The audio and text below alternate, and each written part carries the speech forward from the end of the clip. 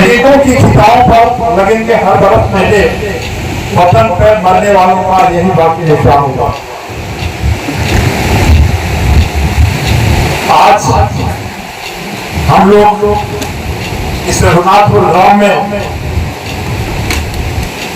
उस व्यक्तित्व के लिए जिसने अपना जीवन इस देश के लिए कुर्बान कर दिया, उनकी श्रद्धांजलि के लिए इकट्ठा हुए हैं। ये हम लोगों के सौभाग्य की बात है। राजनीति में हम लोग बहुत बात नहीं कर सकते। मैं इससे पहले अपनी बात मैं अपने विषय में बता देता हूँ।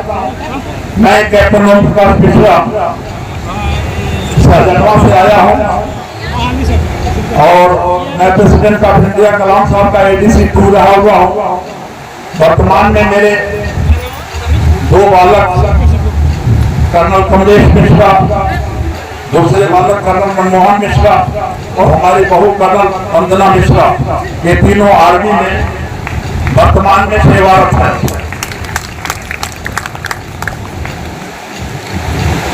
ये चीजें देश के प्रति भाव होना अपने आप में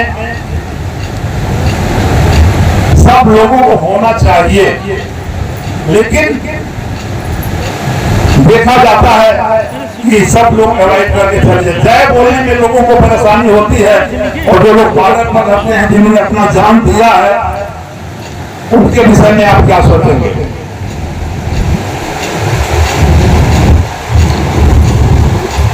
हमारे देश के जो जवान हैं, चाहे सीआईएसएफ के हैं, चाहे बीएसएफ के हैं, चाहे आर्मी के हैं, सब लोग पूरे तन्मयता के साथ सरकार के आदेश से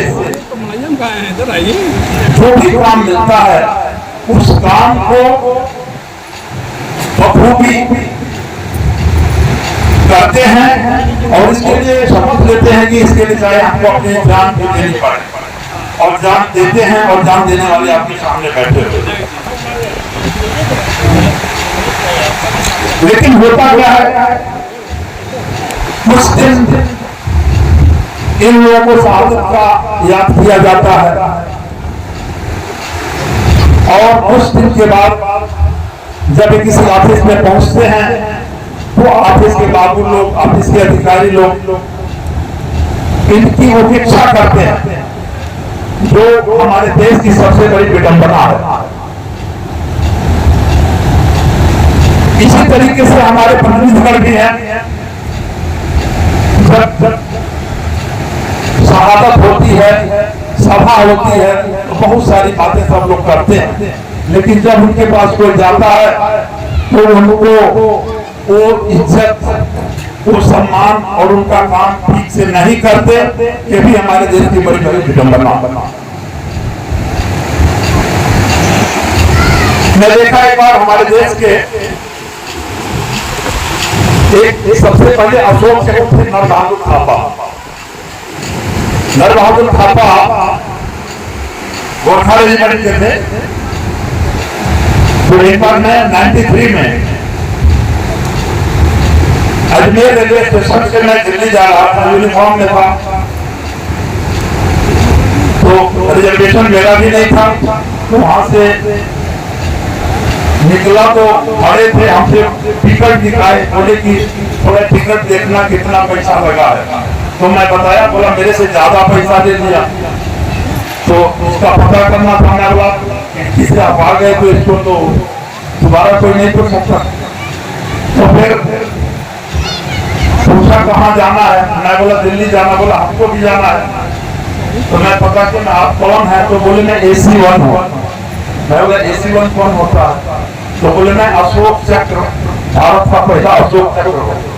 तो हम फोटो भी देखे थे, हम लोग पढ़ाया जाता था, तो हमारे एजुकेशन रूम होते थे, उसमें फोटो लगा था, टोपी लगाए हुए लगा के वही है, वैसे टोपी भी लगाए हुए थे। तो बोले कि मैं सवेरे हेडक्वार्टर जा रहा हूँ, वहां पर दिल्ली परेड का आपको हिस्सा देना है। तो मैं सीट चेकाया, जनरल में चेका करके कम्बल बिछा करके उनको दिल्ली ले गया, हमको जाना था कैंट, शादी के लिए जा रहा था, कैंट स्टेशन पर सामान रख के उनको ले जाके वहां पहुंचाया। और पहुंचाने के बाद फिर जब गए तो वहां पर उनके लिए चमचमाती गाड़ी आई, लाइजन अफसर आए, और फिर उसके बाद फिर तमाम लोग वहां पर खाना से सारे लोगों से मिला। तो देखा कि मतलब किस परिस्थिति में रेलवे स्टेशन पर वो अशोक चक्र घूम रहे थे। ऐसा नहीं होना चाहिए। अगर वो गाड़ी वहां पर खड़ी तो उनके घर पर किसी को भेजना चाहिए था।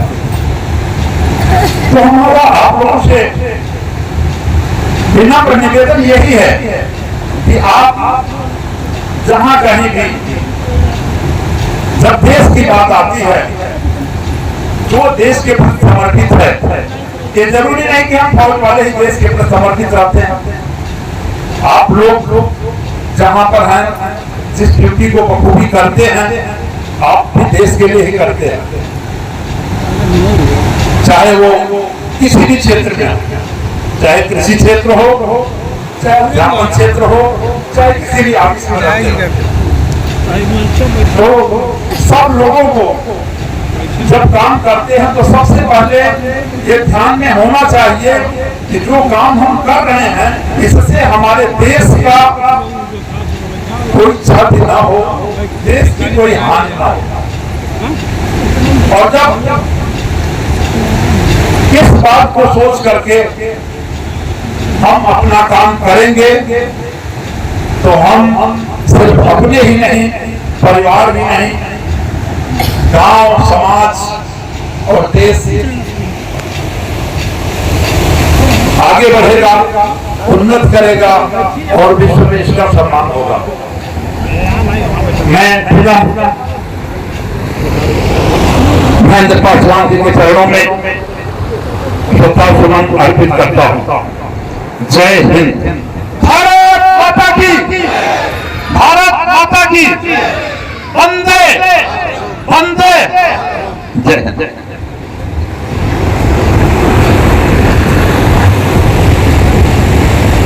भारत माता की, भारत माता की।